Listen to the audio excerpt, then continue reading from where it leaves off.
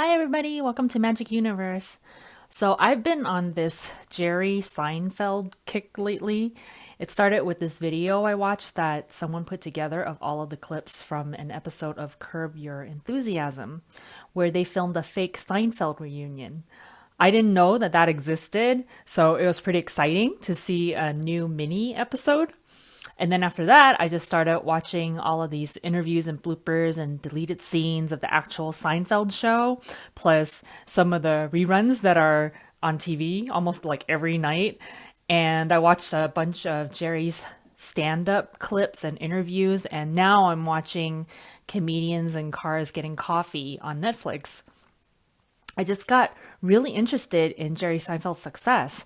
I want to understand the energy behind it. What's his process? Like, he's a happy person. He loves his job. He loves comedy and lives and breathes comedy. He's very focused and very confident about what he does. He's gotten writing and telling jokes down to a science. And he's not afraid to fail. He continually does stand up to try new jokes on smaller audiences, and he keeps the whole process very fresh. So his energy is very good. It's high vibration. He wants something, he's happy, and he allows himself to have it.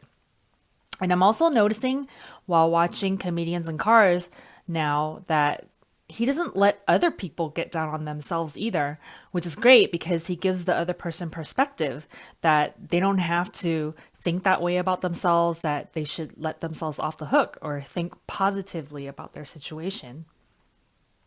Anyway, then I come across this wonderful interview where he talks about Transcendental Meditation.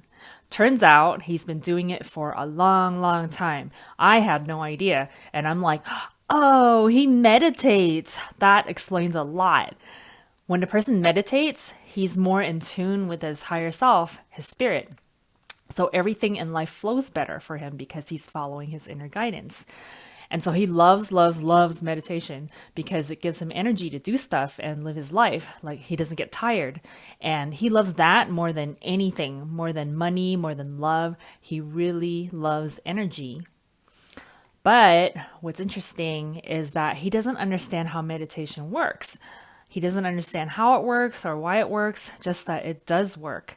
And I hear this from a lot of people, a lot of successful people even, that they do it, it works for them, but they don't really understand why it works beyond the physiological results, like slowing the heart rate and things like that. So I'm listening to this from Jerry and I'm like, I know how it works and why it works because Abraham explains the process and the concept very completely. And so I just thought I would answer those questions with Abraham's teachings and also describe some of my own experiences with meditation. I'll link Jerry's interview in the description box below, and I'll also link the fake Seinfeld reunion so you can watch that too. You'll like it if you're a fan of the show. And if you're interested in some personal spiritual guidance, you can get a psychic tarot reading or an energy alignment from me at my website, magicuniverse.co. That's .co. There's a link for that too. Thank you. So let me give you some background information before I explain how meditation fits into the picture. Everything in the universe is made of energy. We in our physical bodies are energy and our spirits are energy, but just on different frequencies of vibration.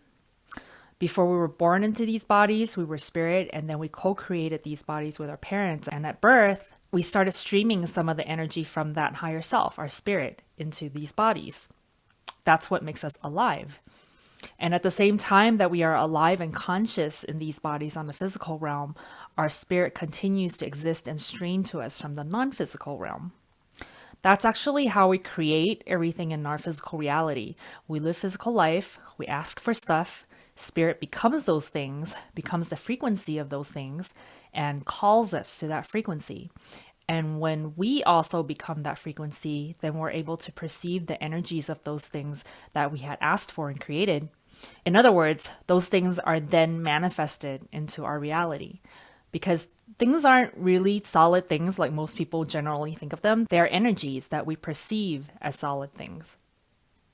And so spirit is streaming this energy to us at the frequency of everything that we've asked for. And whether we allow that energy to come through or not, or whether we are able to perceive those things into our reality or not, depends entirely on us. Are our thoughts matching the frequency of spirits? Meaning, spirit is vibrating at success and love and having and joy, all the stuff that we've asked for. Are we matching that? Or are we thinking thoughts of and vibrating at failure and hatred and lack and sadness, which are not matching, right? And so what's really cool is that in order to have everything that we want and to receive this energy that spirit is streaming to us, we don't need to always think happy thoughts. We don't even need to think any thoughts at all to allow the energy, because the energy naturally flows. We only need to not think thoughts against what we want, which would resist the energy. So you don't need to do anything to allow it or make it come, because it naturally comes. It's already here. Just don't resist it. Don't think thoughts that make you not see what's already here. And this is where meditation comes in. As Abraham says, a lot of times it's easier to not think thoughts at all than to think happy, positive thoughts, because we've lived enough life to know that things don't always work out. And so it's easy to just observe that and what's been happening and base our beliefs on that and have doubt and be pessimistic or, quote, realistic, as a lot of people say. So if that's the case, then quieting your mind and not thinking thoughts, like in Abraham's focusing on your breath meditation, or not thinking thoughts that really go anywhere or lead to anything significant, like in Transcendental Meditation, where you're thinking a nonsense word or mantra, something that doesn't mean anything, which quiets your vibration because you're basically not thinking anything that opposes anything. When you do that, energy naturally flows to you and your vibration naturally rises to the frequency of spirits. And what happens? You feel good. You feel energetic and vibrant. You receive ideas and inner guidance and inspiration to act. Sometimes those things that you want just show up on their own and fall into your lap. Sometimes you follow the inspirations and they take you to where you need to go to get your things. When your vibration matches that of spirits, you and spirit have become one. Your consciousness have merged and blended, and you, spirit, are now living, flowing, breathing in your physical human body, and you are in essence enlightened, awakened. You are living life as spirit in body. Now, does this last long? Maybe. It could. Depends on how consistently you can keep your vibrations high, how consistently you can keep your thoughts in alignment with what you want by either thinking along with it or simply not thinking against it. But most of us are normal humans, and even the highest vibrating humans will continue to live contrast in their lives that will cause them to think thoughts opposite of what they want, because that's what physical life is for. It's for you to experience things, decide you want things, which expands not just your own spirit, your own existence, but the entire universe. And that's all automatic. You as human don't need to struggle anything to make that happen. It happens naturally just by you wanting things. But if you want to live those things in your physical reality, then you'll need to go from wanting those things to letting those things come by not thinking against them. So that's how creation and manifestation and law of attraction and all of that good stuff work, and how meditation fits into that picture. Now I want to talk about meditation, the process itself. Abraham teaches this method of focusing on your breath. So you just wear loose clothing, nothing restrictive. You sit somewhere quiet and comfortable. You can lie down if you want, but if you tend to fall asleep, it's better to sit upright because you want to stay awake. Close your eyes and just focus on your breathing. When your mind wanders, just bring it back to your breath. And do this for 15 minutes every day. It doesn't have to be in the morning, but it helps because nothing much has happened yet and your mind isn't all over the place. And it doesn't have to be the same time every day, but that also helps because it establishes a routine, a habit, so you're more likely to stick to it. How can you tell if you're doing it right? Well, the first few times, if you've never done it before, it might take most of the 15 minutes to even get settled down, depending on how busy your mind generally is. If it's not working and you don't get to that peaceful zone at all, get up after the 15 and try again the next day. Like, you don't need to force it. Eventually, with some practice and dedication to sitting and focusing, you will get a few minutes of quiet mind in there. And that's good. That's successful meditation if you get even just a couple of minutes in there within the 15 where you're kind of floaty and you're not thinking anything and it feels pleasant. When you're there in that zone, you might start hearing things differently. Like for me, I can hear birds outside my window and the chirping will sound clearer and more surreal. Have you ever had those dreams where things appear super hyper real? It's like that. My mind gets totally clear and sounds feel closer, like I'm right there with them, even though they're coming from way over there outside my window. And you'll feel your body breathing deeper and it might start shifting on its own or twitching. That's spirit coming into your body and breathing you and adjusting your energy flow. Spirit might also move your head. For me, since I know what's happening and it doesn't freak me out, so I'm not trying to hold anything back, I can literally feel spirit enter my body and move me around. There was a time in the beginning where spirit walked my body around the house. I'm conscious and very awake and I have control over my body, but I let them move me and they walked me around the house.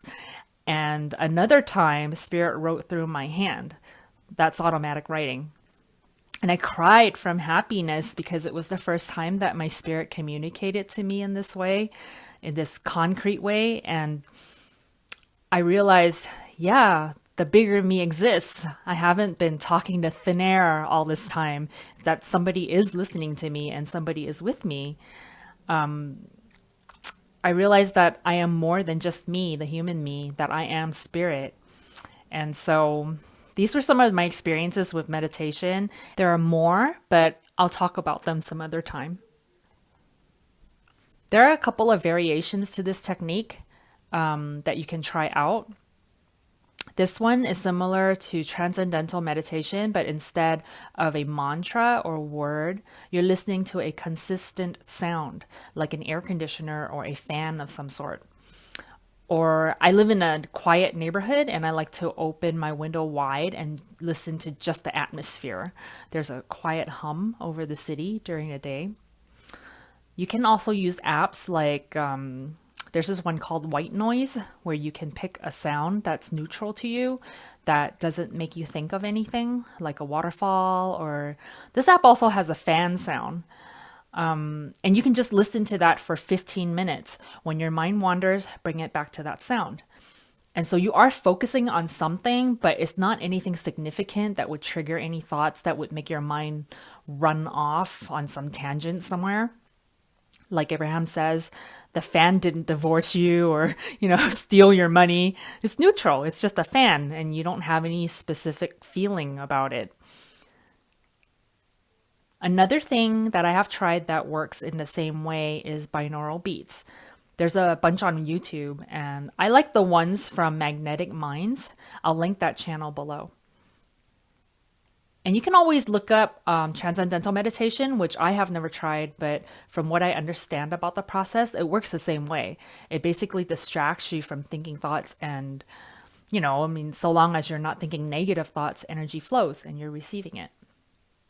And so that's what you want, to live a happy life as spirit and body. Everything comes to you easily. You and spirit are one consciousness and you are alive, not just biologically, but mentally, emotionally, spiritually. You are in tune. You are awake. And meditation helps you do that. And so thank you for watching this video. Leave a comment below and let me know about your meditation experiences. I'll see you next time. Bye.